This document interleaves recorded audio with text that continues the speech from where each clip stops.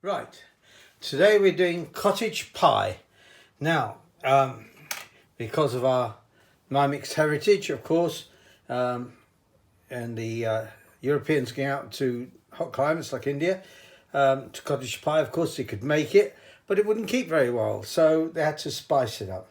And that's what this is. So I don't think you can get it in an Indian restaurant. That's certainly a rare cookbook, I think. Anyway, in there is one chilli, about inch and a half of ginger, 2 inches, it can be as you like, about 3 or 4 garlic pods chopped. There is the traditional oxo cube, and there is bisto. 3 teaspoons of bisto will go in at appropriate time, pepper, salt, and a pound of beef mince. I suppose there's a reason why you shouldn't use lamb mince. And over here, which I'll bring over, is chopped onions, 2 medium onions chopped. The idea will be now is I'm going to fry these into light brown, then add the chopped spices there, and then the meat, and then the rest of the stuff, and then leave it to cook. I've also got enough chopped potato to make the top coating for the pie, which will be mashed up eventually, put on top, and for some reason, before it's put in the oven to give them to crispy off a bit, it's my mum used to put sliced tomatoes on top. I do it. I'm not sure the reason for that, but I'll do it anyway because that's the recipe. Right, I'll start the cooking and then we'll revisit it. Right, well I left this a bit long, I'm afraid, these onions. But I should have added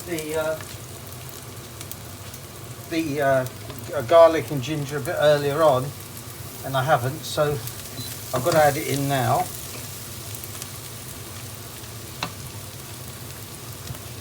Let's see, a bit of a mess of this, panic when I realised that I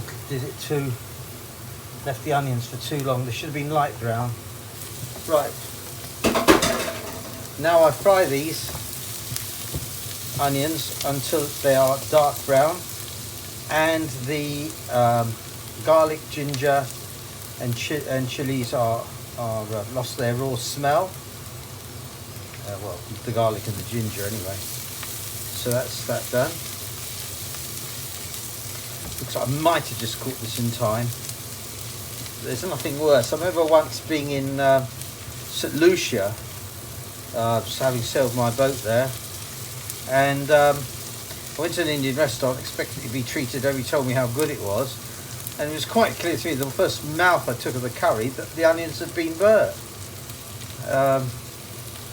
But of course, I suppose I'm the only one that had the critical palate. Everybody else thought it was great. But there we go. So you can get away with burnt onions if the audience don't know what they're eating. I'll carry on frying that for a while and I'll show you where the meat comes. Right, the onions are now looking about right. The raw smell has gone.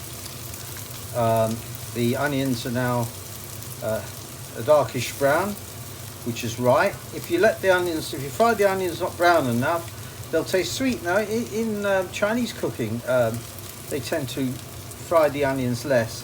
In Indian cooking, you tend to fry them darker, and of course, the darker you fry them, the darker the sauce.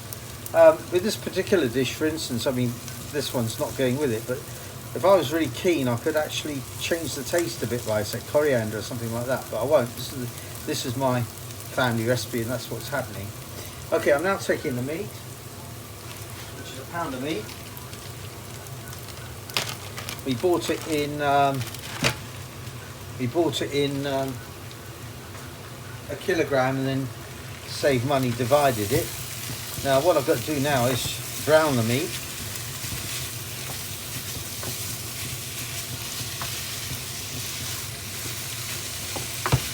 To be honest with you, I don't think it's essential, but if it's done in a slow cooker or a Mr. D, something cooking all day, I think you can make it away with not browning it. Anyway, the recipe says brown it we will.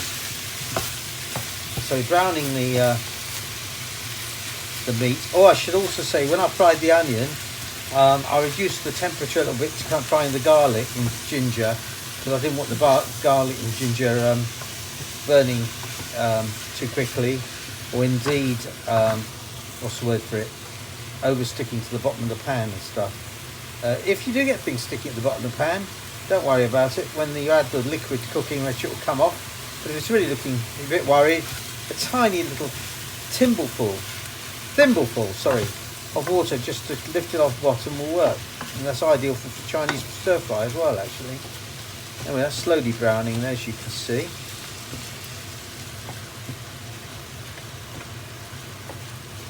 So I'm breaking these lumps up.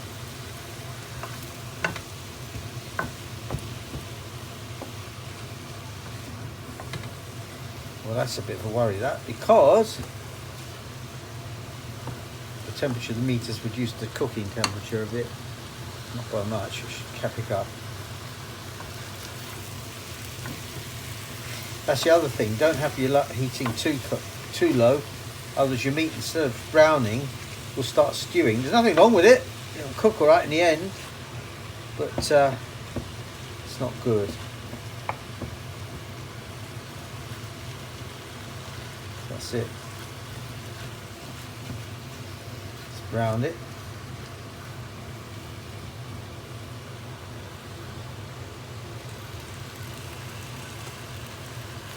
So as you can hear that.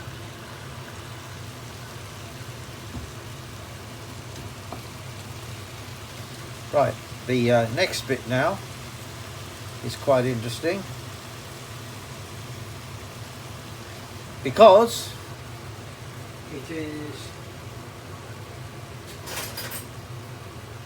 the rest of the ingredients. Right, this is an OXO cube. Break that up in there. It's an OXO cube broken up in there. And the reason I've got my teaspoon thingy bobs out is because I take 3 teaspoons now of the bisto gravy. That's 1, 2, 3. Right. And then I take a cupful of water.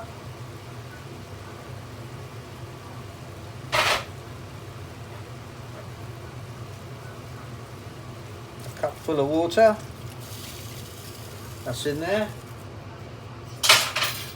Now you take some black pepper, about a teaspoon, depending on what you like. That's it.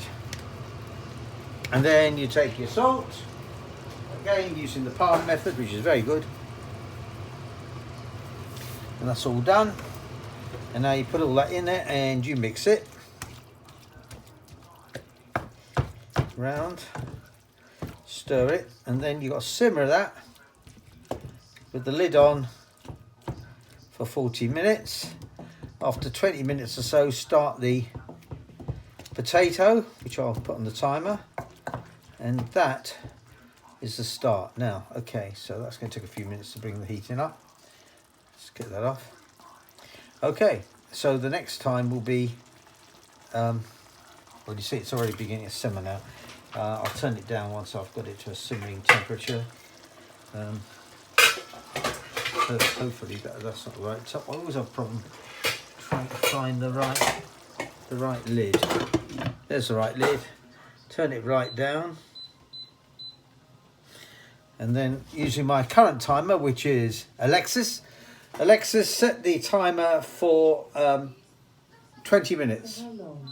Set the alarm for 20 minutes. 20 minutes, starting now. Yes. Okay, modern technology. Okay, 20 minutes, and the reason is, I'll give it a stir periodically, but the reason is to get the potatoes on. Oh, there's the potatoes. Now, you know, that's another mashed potato. I mean, there's so many combinations. The French do it with bacon lardons. Irish got a large amount of different types of the old bubble and squeak in England. There's lots of mashed potatoes. One thing I'm going to do though is I'm going to do a load of tomato sauces at one point. Right, here's the mashed potato. I've taken an egg. I like an egg in mine. Break it up. throw it away.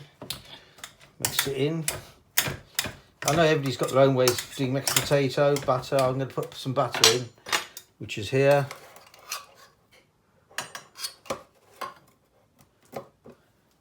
Bit of butter. I've already boiled it with salt, so I'm not going to worry adding any salt about that anymore. So there's the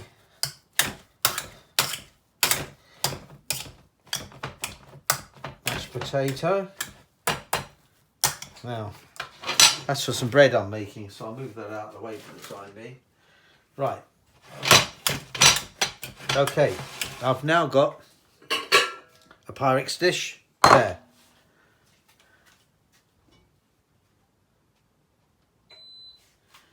I'm now taking the mince,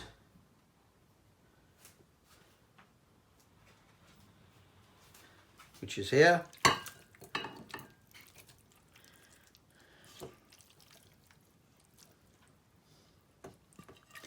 Maybe I should have had a bit more gravy in it, but anyway, I think I just got it in time before it stuck to the bottom.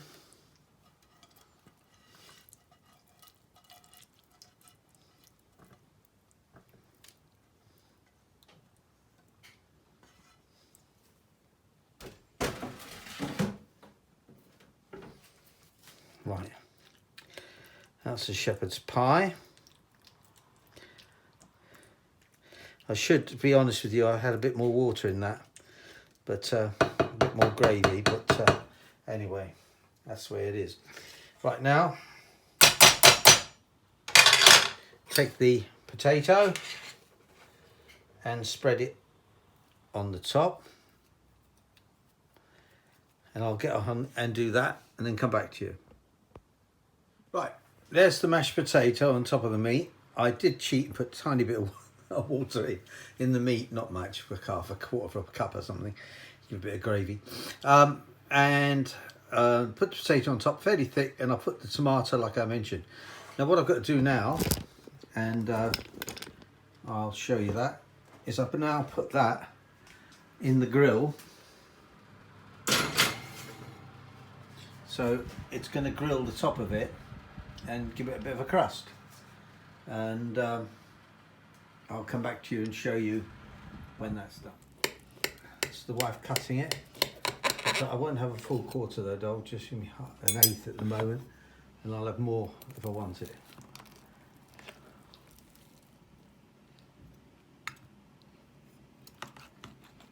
Yeah, that's lovely. That's enough for me for the moment.